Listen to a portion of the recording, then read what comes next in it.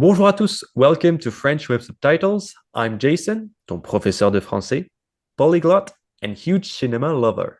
And I'm Marion, ta professeure de français and film enthusiast, passionate about using movies to help you learn French naturally. With this podcast, you'll learn the language and the culture with French movies, and you'll move from beginner to intermediate level with confidence. Everything here is 100% in French, so you can challenge yourself and step out of your comfort zone. And if you need more guidance, you can join our online course. You'll find transcriptions, exercises, and everything you need to reach confidence and finally speak French without struggling. Yes, and don't forget, if you're watching this on YouTube, you can turn on subtitles whenever you need it. Yeah, and if you are listening to us on your podcast streaming platform, you can download the transcript of our first episode for free. Est-ce que vous êtes prêts?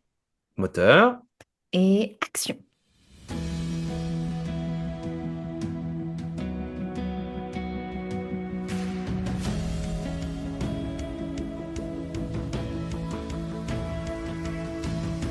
Pour notre premier épisode, on va parler d'un grand classique. Jason, si je te dis Paris, crème brûlée, jeune femme avec des cheveux au carré, nain de jardin, Amélie, bien sûr. bien sûr, tout le monde connaît Amélie Poulain. Elle vit à Montmartre, à Paris. Elle travaille comme serveuse au café des Deux Moulins. Mhm. Amélie, c'est une rêveuse. Elle a vécu des expériences difficiles quand elle était jeune et elle a grandi dans son monde imaginaire. Oui, elle a créé ses habitudes, ses routines, son train-train quotidien et ça la rassure. Voilà. Mais un jour, très précisément le jour de l'annonce de la mort de Lady Di, elle a découvert une vieille boîte dans sa salle de bain, remplie des souvenirs d'un petit garçon. Elle a décidé de retrouver le propriétaire pour lui rendre sa boîte. Oui, et finalement, elle est devenue une vraie héroïne pour ce monsieur. Elle a changé sa vie. Exactement. Et c'est le point de départ de tous les plans qu'elle va faire pour changer la vie des autres. Après cet événement, Amélie a commencé à aider les gens. Elle a organisé des rencontres, elle a réparé des erreurs du passé et elle a même aidé son père à voyager. C'est une super héroïne sans masque, mais elle a quand même mis un costume de Zorro, tu vois. C'est vrai. Mais Amélie, c'est aussi un des films français qui a été le plus vu à l'étranger. Ah oui, des millions et des millions de spectateurs quand même, hein. Ouais. Et beaucoup de personnes ont imaginé que Paris ressemblait au film d'Amélie. Ah oui, mais Paris, c'est quand même très différent, hein. Moi, je me suis promené à Paris et c'est pas exactement comme dans le film, hein. Non, ça c'est sûr. C'est un film qui est très poétique, un vrai chef-d'œuvre, mais pas très représentatif de la France. C'est assez fréquent dans le cinéma en général. En fait, une majorité des films français sont tournés à Paris, mais Paris, ben, c'est juste une ville, et la France, c'est très différent. Exactement. Donc, si tu veux vraiment découvrir la France, voilà, il faut sortir de Paris, hein. Il y a tellement de régions magnifiques. La Bretagne, le Sud-Ouest, les Alpes, la Provence. Bien sûr. Chaque région a sa propre culture en fait, ses traditions, ses spécialités culinaires et même ses accents. La France, c'est hyper diversifié. Moi, par exemple, j'ai vécu en Bretagne pendant mes études et je peux te dire que c'est très différent de Paris. Ah oui, non, mais je te crois. Et moi, je suis né dans le sud de la France et c'est pas comparable à Paris. Exactement. Et toi et moi, on a quand même voyagé. Donc on a Mhm. un peu l'habitude d'entendre des clichés sur les Français. Bon, c'est vrai que quand je suis allé en Corée, il y avait beaucoup de clichés, mais très positifs. Tu vois, les Français sont élégants, ils sentent bon, ils sont très romantiques. Et voilà, de manière générale, ils aiment la France et l'image de la France. Comme dans Amélie, avec des Mhm. jolies petites rues, des petits commerces, tout est propre, même le métro a l'air agréable. Bon, c'est vrai que pour les rues et les quartiers, on peut trouver ça, c'est joli.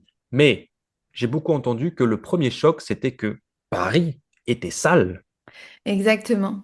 Moi, quand je suis arrivée au Portugal, les gens m'ont souvent dit que les Français ont la réputation de ne pas se laver. Mais c'est pas vrai, hein? Ah non, je me lave. Et tu as déjà pris le métro à Paris, toi? Malheureusement, oui. Et toi? Hmm. Oui, oui, ah, c'est l'horreur, hein. En comparaison, en Corée, le métro, c'est vraiment le rêve. C'est très bien organisé, c'est très propre. Les quais du métro, l'intérieur du métro. Le C'est rêve. À Paris, moi, je me bouche le nez direct. Non, je blague. Mais le métro parisien est souvent un moment assez désagréable pour moi, j'avoue. ouais. Et donc, comment tu as présenté la France à l'étranger de manière positive? Bah, je leur ai expliqué déjà qu'en France, on mange bien, on a des super films, on est très sympa. Non, ouais, c'est vrai. Moi, j'ai parlé des accents aussi. J'ai beaucoup d'élèves qui ont réalisé que chaque région française a vraiment son propre accent. Ouais. L'accent du Sud, par exemple, tu connais bien, non? Gné, gné. Oui, je ne vois pas de quoi tu parles. C'est au nord qu'ils ont un accent. Par exemple, comment tu prononces l'imparfait? L'imparfait, tu veux dire. L'imparfait. Bon, c'est pas grave, je t'aime quand même. Donc, j'ai parlé des clichés des Coréens sur les Français, et toi, tu as entendu des clichés sur les Français d'autres nationalités?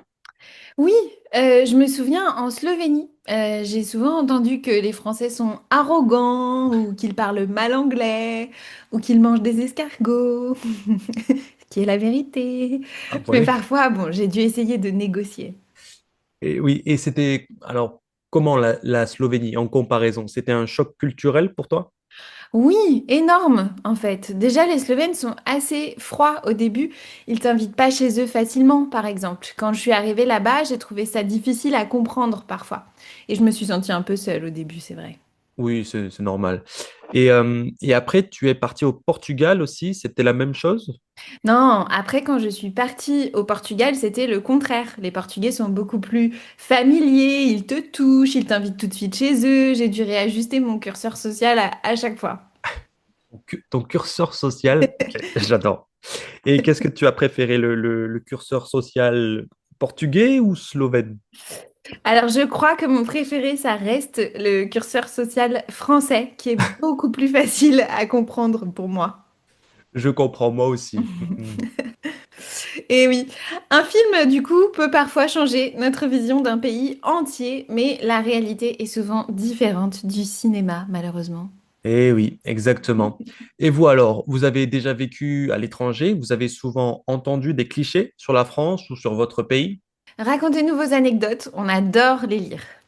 Et si vous voulez progresser en français avec nous, n'oubliez pas qu'on a créé une formation complète avec tous nos épisodes, des exercices et même des corrections personnalisées.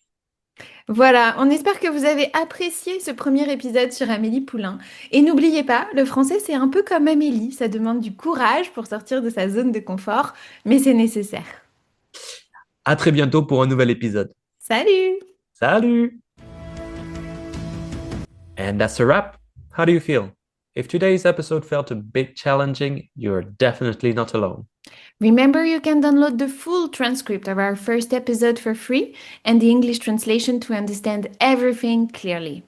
And for those who want even more support, we also have a guided program that walks you through grammar, vocabulary, real spoken French, and culture, all in much deeper detail.